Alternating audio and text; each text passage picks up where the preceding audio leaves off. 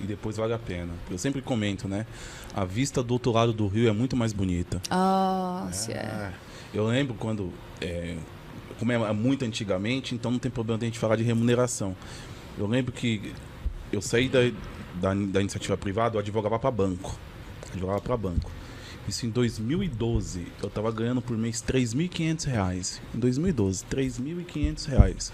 O meu primeiro... 2012. Eu ganhava 3 mil em 2012. R$3.500. O meu primeiro salário como servidor público, meu primeiro salário foi líquido, descontando previdência, imposto de renda, líquido. Caiu na conta no dia primeiro. Foi R$19.598. Nossa, você lembra até hoje. Ah, mas isso é inesquecível. Você lembra até hoje. Você sai de 3.500 para R$19.598, caiu no líquido, porque eu ganhava bruto mais de 20. Eu me senti o Neymar, porque eu pensei comigo, eu tô ganhando algo que eu não consigo gastar na primeira... Hoje eu sei gastar mais que isso, muito fácil. Eu acho que eu sempre soube desde o primeiro salário. Aí, cara, eu não esqueço, antes de eu fazer as minhas primeiras férias, sem mentira nenhuma, eu fui fazer meio que um bate-volta em Vancouver, no Canadá. Era um feriado de 4 dias aqui no Brasil. Chique. 4 dias, eu falei, vou pegar um dia de abonada, 5. Quanta marra, hein? Um dia pra ir, um dia pra voltar e 3 lá em Vancouver. Fiz um bate-volta no Canadá, antes das minhas primeiras férias. Cara, é por isso que eu falo, o esforço vale a pena, porque a vista do outro lado do rio é muito mais bonito. É muito mais bonita.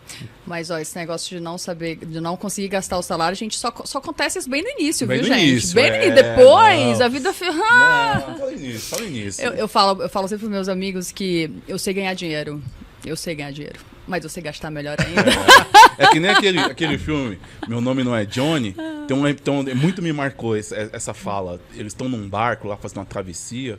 Eles estão, acho que na Europa, se eu não me engano. Mas é um barquinho mesmo, assim. E aí tá um cara com o Johnny e fala pra ele, né? Pô, o meu sonho é ganhar $1 milhão. Aí o Johnny olha pra ele e fala, nossa, mas o meu sonho é gastar $1 milhão. É, mais ou menos isso. É tipo isso. Ô, Lúcio, deixa eu te perguntar. Vamos lá para sua aprovação na Receita Federal, que eu tô curioso para saber como é que foi quando saiu esse edital. Foi edital de 2012 ou o de 2013?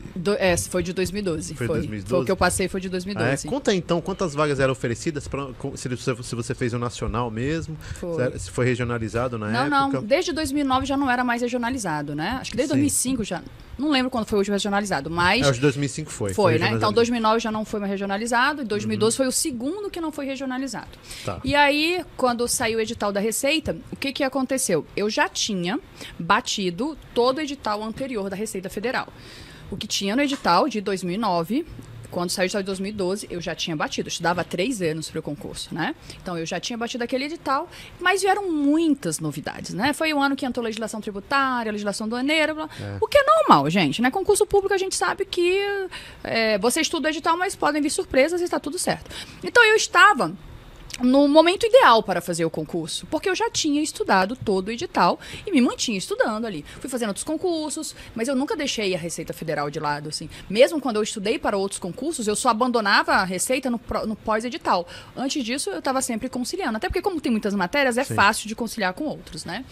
E aí, fui me dedicar nesse tempo até a prova, acho que foi mais ou menos 2 meses até a prova.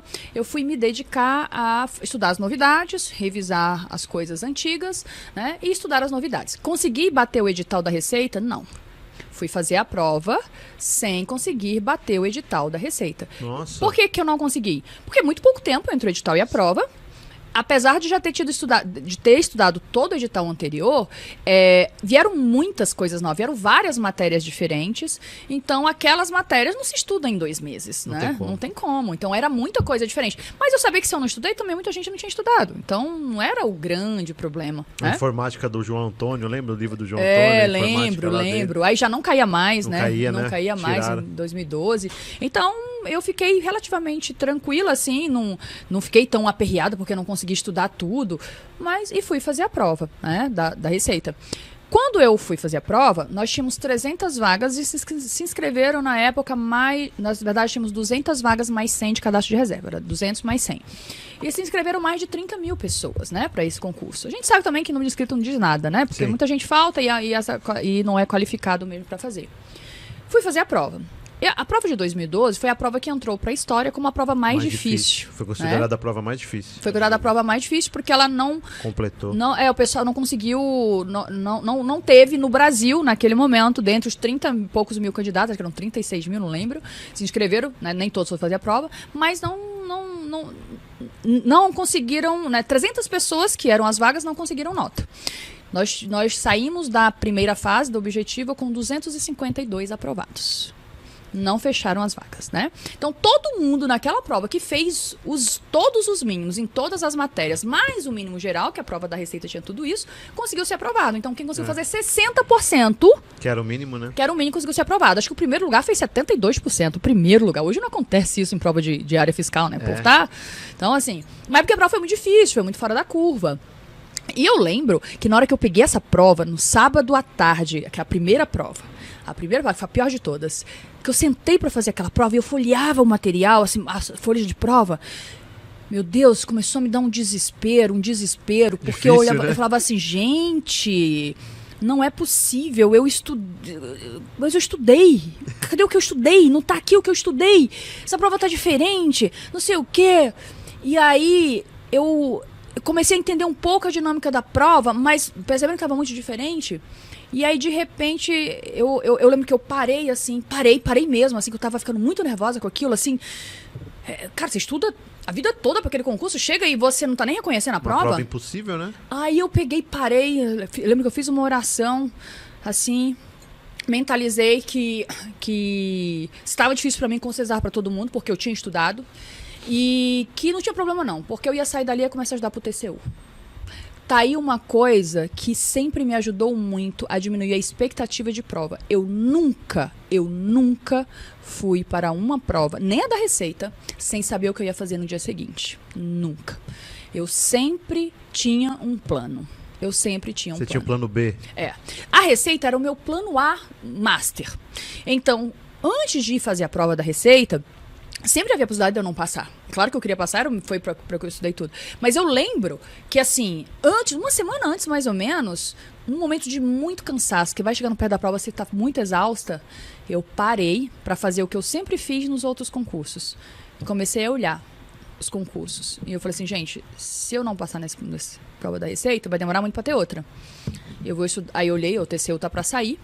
Eu falei, eu vou estudar para o TCU. Então, a partir do outro dia, se tivesse feito uma prova ruim, eu iria estudar para o TCU. Você ia me ligar para controle. Ia me ligar para controle. Minha área. Aí, mas nos outros concursos que eu fiz, tipo, quando eu fui fazer MPU, eu sempre tinha um plano. Vou fazer MPU, no dia seguinte eu vou fazer o quê? Vou voltar a estudar para a Receita. Eu sempre tinha um plano para pós-prova. Sempre. Muito bom, porque isso faz com que você não perca muito tempo lá.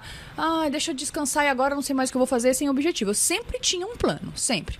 E da Receita não era diferente. Só que uma semana antes, que eu fiz mais ou menos isso, que eu olhei, eu até cheguei a olhar as matérias do TCU. Sabe aquela mãe que está exausta, não quer nem ver estudo mais? E aí eu falei assim, vou fazer meu próximo plano, porque eu não sei se vai dar certo. Mas não tinha saído o edital do TCU? Não, mas tinha previsão, assim, não sei quanto tempo saiu depois. 2015, não sei quanto tempo saiu depois, mas assim, não interessa. Eu ia estudar para o TCU. Naquele momento era o meu foco, se eu não passasse na Receita. Fui fazer a prova. Foi tão bom isso que eu fiz mais ou menos uma semana antes, porque na hora que eu tava lá e que aquela prova começou a bater o desespero, eu lembrei do meu plano. Eu falei, pra Receita também eu não estudo nunca mais. Porque eu estudei tudo para esse concurso. E não tá aqui o que eu estudei.